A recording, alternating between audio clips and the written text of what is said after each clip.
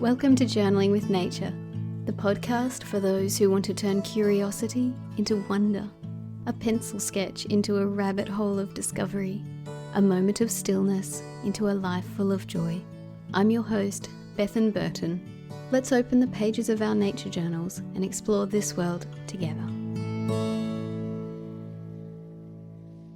Hello, this is episode 123. I hope you're doing well. International Nature Journaling Week is only a couple of weeks away. Things are coming together, and right before the week starts, I'll put out a podcast episode about more of what to expect. But I wanted to give you a sneak preview about the theme, which is going to be a sensory safari, a week-long exploration of the senses. We'll dive into paying attention to one of our senses every day of the week. There'll be live events, video inspiration, and lots of journaling prompts and ideas, as well as a couple of giveaways. If you want to keep up to date with everything, I recommend that you sign up to the newsletter, as I'll be sending out emails in the lead up and then a daily email during the week. I'll leave a link in the show notes for today's episode to where you can sign up for that newsletter. So today is another prompt episode, and before I get into that, I want us to think back to our previous prompt episodes and check in about that. A few weeks ago, there was the prompt to try something new, and I committed to trying to include people in my nature journal. Well, I went to New Caledonia with my son recently, and I made a point of doing some people in my journal. I actually had a little concertina sketchbook from Art Toolkit, which I was making into a book to capture memories of the trip. I did put a small sketch of two people fishing in the sketchbook. The sketch was so tiny that it let me off the hook about adding details. I was happy with the way it turned out, and it gave me the confidence to keep going.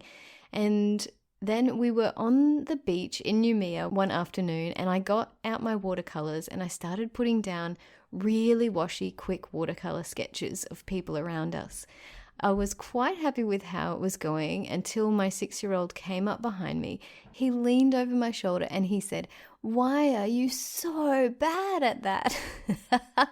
It was a genuine question and it made me laugh. And I guess it means I've still got a way to go with my person sketching. But it was a good opportunity for me to talk to him about the practice of improving over time, because drawing people is not something I usually do, so it makes sense that I have some improving to do.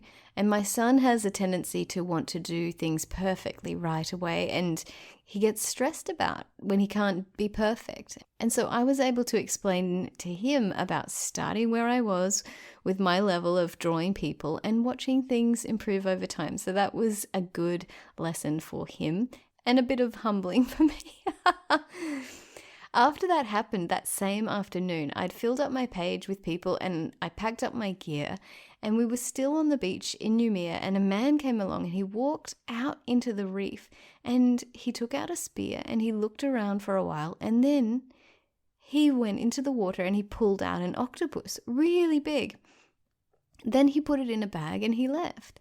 Then we were still on the beach when about 20 minutes later, another man came walking down and onto the reef, and I was watching him and he was lifting a big rock that was submerged under the water, and then he pulled out an octopus as well and he put it into a bag and he left the beach.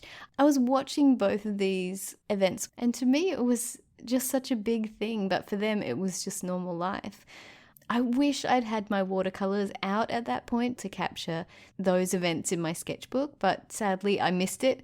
I guess I could have done it from memory, but that felt like a step beyond my current level. I'm working on doing people from life, but people from memory felt kind of impossible. Our other recent prompt was become an apprentice. That was an invitation to find someone who you admire and copy their style. Pick apart their techniques and see how you can emulate that in your own journal. And there was a lot of wonderfully positive comments about this one, and I'd love to hear how you went with it. I think we often have this idea that everything we do needs to be original, but there's a very long history of studying artists who have come before us, sketching in museums and galleries to learn from the masters. And I think it's a wonderful practice to let ourselves learn in this way from people who create in a style that we admire. Did you try this one? I'd love to hear how it was for you. So now, our prompt for today is journal with a friend. I've noticed recently how lovely it feels to sit and journal with another person. It's a whole different experience from journaling alone. I love both, and I don't think I could say which one is my favorite. When I'm journaling alone, I'm able to really drop into a place of flow and connection, noticing only what's in front of me and being very present with nature, which is amazing.